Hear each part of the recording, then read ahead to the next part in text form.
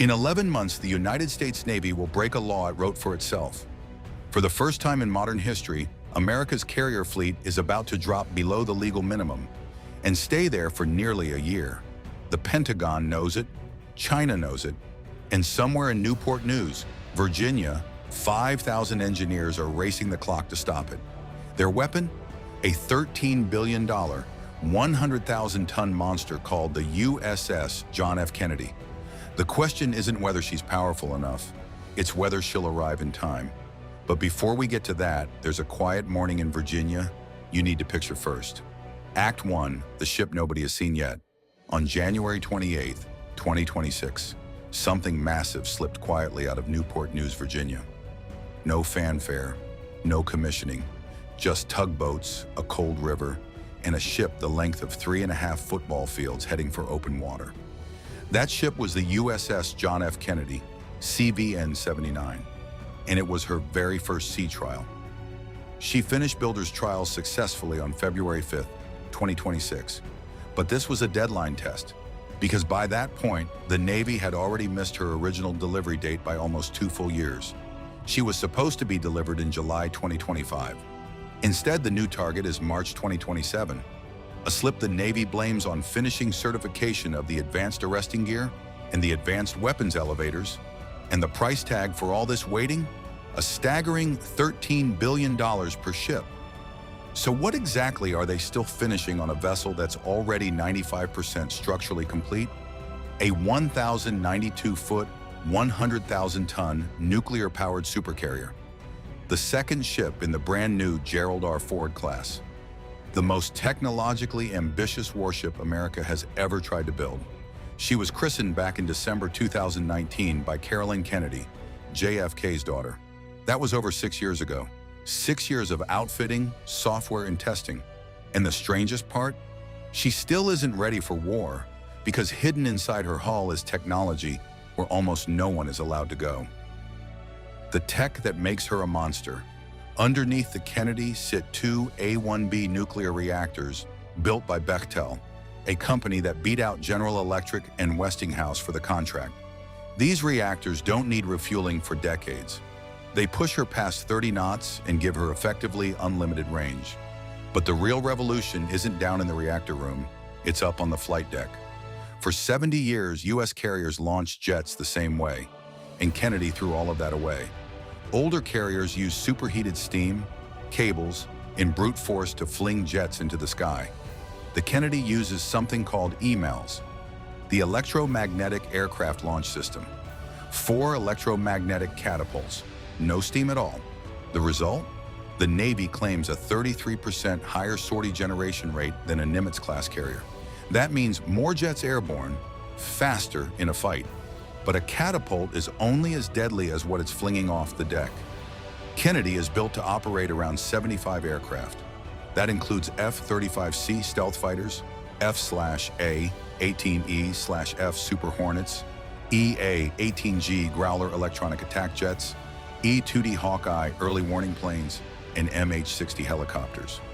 She's also the first Ford-class carrier certified to deploy with the F-35C from day one, a capability Congress specifically wrote into law in the 2020 National Defense Authorization Act. And on top of all that, she's designed to run with a smaller crew than a Nimitz, thanks to heavy automation. The Navy says that alone will save roughly $4 billion per ship over her 50-year service life. But the part the Navy doesn't want on the front page, because all this advanced tech is exactly why she's late. Act 3, why she's late. A ship this advanced runs into delays nobody planned for. The Government Accountability Office has tied roughly half of the Kennedy's $480 million cost overrun to one specific issue. And it's not the reactors, it's not the catapults. It's something far less glamorous. It's her elevators, the advanced weapons elevators, the arteries of the ship. They move bombs, missiles, and ordnance from deep magazines up to the flight deck. Without them, a carrier can't fight. And the Ford class did something risky with these elevators that no carrier had ever tried before. The Navy ripped out traditional cable and pulley elevators and replaced them with electromagnetic ones. Cleaner, faster, lighter, but brutally hard to integrate. The lead ship, USS Gerald R. Ford struggled with all 11 of her elevators for years after delivery. Kennedy inherited the same headache. And the timing of this delay couldn't be worse, because the U.S. Navy is about to lose a carrier, not gain one. The USS Nimitz, CVN-78, is scheduled for retirement in May 2026. Kennedy won't be delivered until March 2027. Do the math and you'll see exactly why the Pentagon is nervous.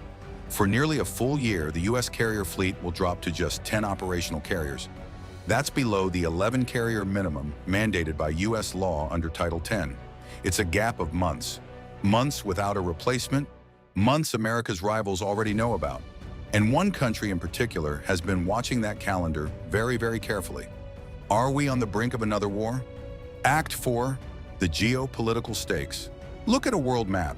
10 carriers spread them across the Atlantic, the Mediterranean, the Persian Gulf, and the Indo-Pacific all at once. And the number shrinks fast. Carriers in maintenance don't sail. Carriers in dry dock don't deter anyone. And China is watching that 2026 to 2027 window with sharp interest. The Pentagon has repeatedly pointed to 2027 as the year the People's Liberation Army is expected to be ready for a possible move on Taiwan. Former Indo-Pacific Commander Admiral Phil Davidson first warned about that window in 2021. The dates aren't a coincidence anymore. They're starting to look like leverage. Right when America's carrier fleet thins out, China's military readiness peaks, and the gap can't be theoretical. The Kennedy was specifically meant to fill it. She was designed for the Pacific, plus the detail most people miss about her future deployment. CVN-79 is slated to join the U.S. Pacific Fleet, the first Ford-class carrier ever assigned there. That matters because the Pacific is where the next great power confrontation is most likely to play out. Can the U.S. Navy hold the line with 10 carriers for a year? Some say yes. Allies like Japan, the UK, and Australia are stepping up. Others say absolutely not, because a carrier is a message. And right now, that message is sitting in a Virginia shipyard, finishing software updates. It can't be that risky, or it can be. ACT-5, what Kennedy changes if she arrives. The Navy estimates the Ford class will save approximately $4 billion per ship in lifetime operating costs compared to a Nimitz. Smaller crew, more automation, longer maintenance intervals. Over a 50-year service life, that adds up to real strategic flexibility. But there's something else hidden in her design, something the Navy talks about very carefully. Kennedy generates massively more electrical power than any carrier before her. Her two A-1B reactors weren't just built for propulsion. They were built with surplus electricity in mind. And that surplus is the whole point. It's reserved for weapons that don't fully exist yet. Directed energy lasers, railguns, and high-power radar systems. The Ford class was deliberately over-engineered to absorb those technologies without redesigning the ship, which means Kennedy isn't just a 2027 carrier. She's a 2050 carrier. If she arrives on time, the Pacific balance holds. If she slips again, America may find out exactly what 10 carriers can and can't do. And I will see you in the next one.